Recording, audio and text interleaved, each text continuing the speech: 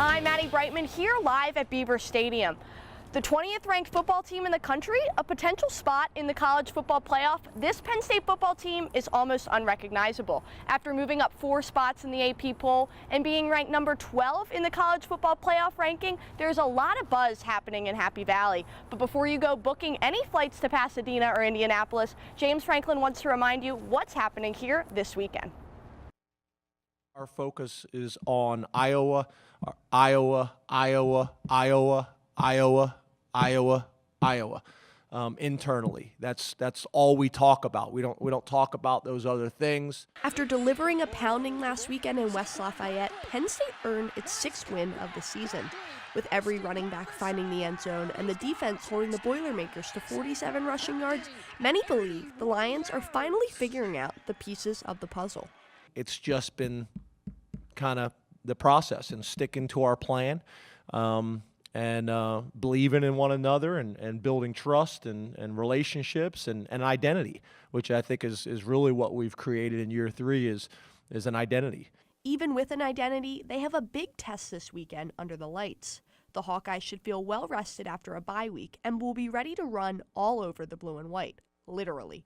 Iowa averages nearly 170 rushing yards per game and ranks 2nd in the Big Ten in red zone offense at 93%. The Hawkeyes are 15-3 in their past 18 road games and will look to find the same success on Saturday. But there's one thing Penn State feels gives them an advantage. Outside a stadium of 107,000 people, it's hard to grasp that feeling of togetherness and community that all Penn Staters feel on game day. But it's that same feeling of coming together and being a family that this program believes is taking them to new heights. Now that, everyone's bought in and we completely trust each other and, we're all working hard and we kind of hold a standard for each other, it's obviously showing on Saturdays, and let's hope it keeps up and we keep winning football games. Those are 3 things that you have to have. Trust, love, and belief in any program, in any successful program, in any successful team or organization or corporation or whatever it may be to be successful. And we have that right now. The Lions are 13-12 all-time against Iowa, but the road team always seems to have the upper hand. After 25 meetings between both teams, the road team has won 15 times. Kickoff is set for 7:30, and you can hear all the action on Penn State Com Radio. Now to high school football. The Red Raiders of Bellefonte will be thinking playoffs tonight in their postseason matchup against Clearfield. Meanwhile, St. Joe's hits the road to take on the Line Mountain Eagles in one of their final games of the season. More playoff action continues as the Bedford Bison and Tyrone Golden Eagles kick off at 7 o'clock. And finally, Huntington takes a trip to Forest Hills tomorrow night under the lights. And in just a few hours, the State High Little Lions will kick off at Memorial Field. They'll take on Central Dauphin in their season finale. A win would put them at 10-0 on the season and would be the school's 11th undefeated 11th undefeated season. The last time they ran the table, 2008, when the Lions went 10-0 under then head coach Al Wolowski. This time, Coach Matt Lintel says despite the possibility of an undefeated season, he and his team are focused on the task at hand. The kids have kept their heads on, obviously we've had some success. We're pleased with where we're at, but we're not content with where we are. We know we got a job to do. I'm just so proud of this group of guys and what they've done. For far more than just being 9-0, but for how they conduct themselves and for how they represent our school. On to hockey now. Penn State started a 2-game series last night at Pegula Ice Arena against Niagara. The 14th-ranked Nittany Lions looked to pounce on their winless opponent early, and they did just that. Ricky DeRosa found the back of the net in the first 3 minutes of the game. Dylan Richards, Dennis Smirnov, and Andrew Sturts all followed with goals on their way to a 5-1 victory that had the Roar Zone rocking. The 2 teams face off once again tonight at 7, and you can listen live on Penn State Com Radio. Penn State wrestling returns to the mat next Friday. Reporter Alex Blankman gives you a look at what to expect from the reigning national champions. Fresh off a national championship season in which they did not lose a match, the Lions are ready to repeat. Led by 8th-year head coach Cale Sanderson, Penn State brings back junior individual national champion Zane Rutherford, who looks to continue his success going into his 3rd season. The Nittany Lions trail only Oklahoma State in the preseason coaches poll. It's no secret that Penn State wrestling has been the dominant force in the wrestling world in recent history. This Nittany Lion team has won 4 out of the last 5 national championships and looks to continue their dominance of the entire NCAA headed into this season. The Nittany Lions open the season at Army 1 week from today at 8 o'clock. Fans can get their first glimpse of the team in person when they return home on November 13th against Stanford. I'm Alex Blankman for the Center County Report. Penn State women's volleyball has their toughest match of the season tonight as they take on the #1 ranked team in the country, the Nebraska Cornhuskers. Nebraska is 20-1 on the season and have won their last 8 games after falling to Ohio State in early October. Penn State is ranked 11th, but a win tonight would solidify their spot as a top 10 team.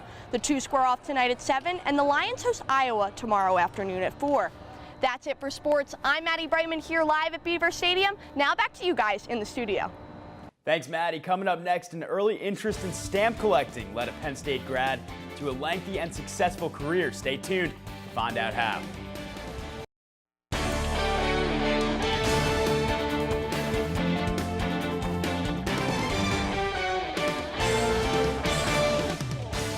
Today is Veterans Day, and Center County held multiple events this week to honor those who have served. They included a luncheon, panel speakers, discussion, and more. The goal to further connect Center County residents with local veterans and to show the appreciation the county has for them. Penn State's Office of Veterans program kicked off events on Friday, November 4th, and will continue until Sunday, November 13th. Just yesterday, a student veteran luncheon was held at the Hintz Alumni Center. The events will continue throughout this weekend, one event being the Freedom Run for PTSD, sponsored by the ROTC and the Military Men's and Women's Basketball Games. And Penn State's annual Veterans Day ceremony just wrapped up at Old Main. Reporter Gabby Santaloquito is there live. Gabby, what's going on there? Thanks, Mike. I'm here at Veterans Plaza where the ceremony just wrapped up about half an hour ago. Today's ceremony was hosted by the Penn State Student Veterans Organization with speakers Air Force Colonel Eugene McFeely and Glenn Thompson, followed by a moment of silence at the Veterans Plaza. We spoke with Congressman Glenn Thompson to see why he thinks today is important to the community. This is a day where we remember and we celebrate the service, the sacrifice of all of our veterans from the time of the Revolutionary War to this day today. Capping off Military Appreciation Week will be a Marine Corps birthday ball later tonight at the Penn Stater and a 5K at the BJC honoring those with PTSD. In University Park, I'm Gabby Santaloquito. Back to you guys. Thanks, Gabby. Temporary lane restrictions on North Atherton Street and State College are in effect from now until the end of November. The closures affect traffic in both directions. Crews are working to locate underground utilities in utility coordination efforts. The construction is between Park Avenue and Aaron Drive.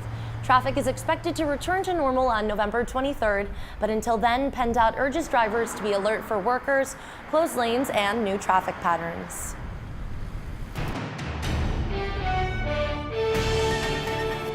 Friday to everybody out there. It is Hunter Williams. Here's the live view out over Beaver Stadium. You can see a mix of sunshine and clouds out there, and we'll continue to stick with a partly sunny sky through the rest of this afternoon. The main story, though, that's the temperatures. Right now, we're sitting at 55 here in State College, but I want you to notice all these blues across the northern tier of the state. This is air behind a cold front, much colder, and as that cold front pushes down to the south across the state later on this afternoon, we will see temperatures quickly drop down into the 40s. Again, elsewhere across the state, you can see it's 44 in Bradford, 46 in Franklin right now. So that's that colder air that I'm talking about, which will be in place across central Pennsylvania pretty soon. Here's the radar right now, so don't be surprised if you see a few light sprinkles out there across central Pennsylvania, but the rain will not be a big issue today, but we are seeing some areas of light to moderate rain just north of the Pittsburgh area. So that's something we'll keep an eye on over the next couple of hours. I wanted to jump into Futurecast though, and we'll take you towards 4 o'clock. You can see how quickly these temperatures cool off by 4 o'clock. Temperatures already down in the middle 40s, around 44 here in State College, and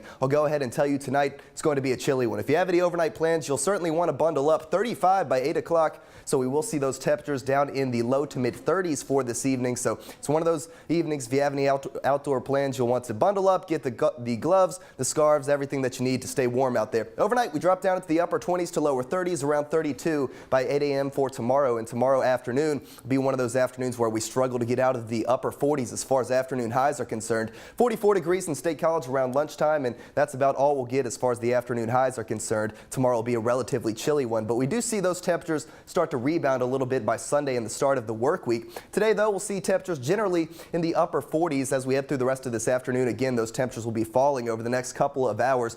Partly sunny sky, but another thing I wanted to point out, that's the wind. Northwest at 15 to 20 miles per hour, so a little bit gusty out there, just something to keep in mind that will add a little bit of an extra chill to the air as we head through this afternoon. Tonight, it'll be a chilly one down to 27, mostly clear. That northwest wind does stick around, so again, bundle up. Get the hats, the jackets, and the scarves. It will be a chilly one overnight tonight. Your 7-day forecast from the Penn State Campus Weather Service. You can see we're a bit warmer by Sunday. Next chance of rain looks like it comes by Wednesday. But another cool thing that's going on this weekend is we have the supermoon. You can see that Sunday night and Monday night. That's when the moon, the full phase of the moon coincides with the closest part of the elliptical orbit of the moon, so it appears larger in the sky. So that's something cool that's going on this weekend. I'm a big supermoon guy myself. Oh, The next one's not till 2034, so we got to enjoy it. Yeah, I'll definitely keep an eye out for that one. Love that.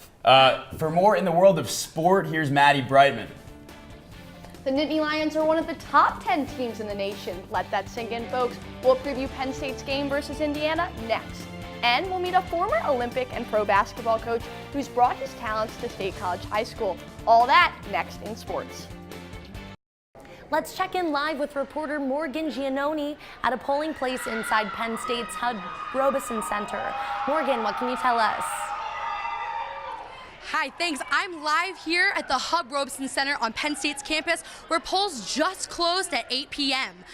There's been groups behind me cheering for the polls closure. Everyone's excited. There are people gathering behind me to watch the election. According to County Commissioner Mike Pipe, out of 16,000 registered voters, just over 6,000 have showed up today. People are going through here in Halloween costumes. People are singing. It just goes to show you that anything can happen on a night like tonight. In University Park, I'm Morgan Giannoni for the Center County Report. First, we have Morgan Giannoni, who's still in the Hub Robeson Center on the Penn State campus. Morgan, what do you got? Hi, I'm still here at the Hub Robe Center with Sophian Hajali, who's a Penn State student watching here at the Hub. Sophian, can you tell me a little bit about what you think about this election?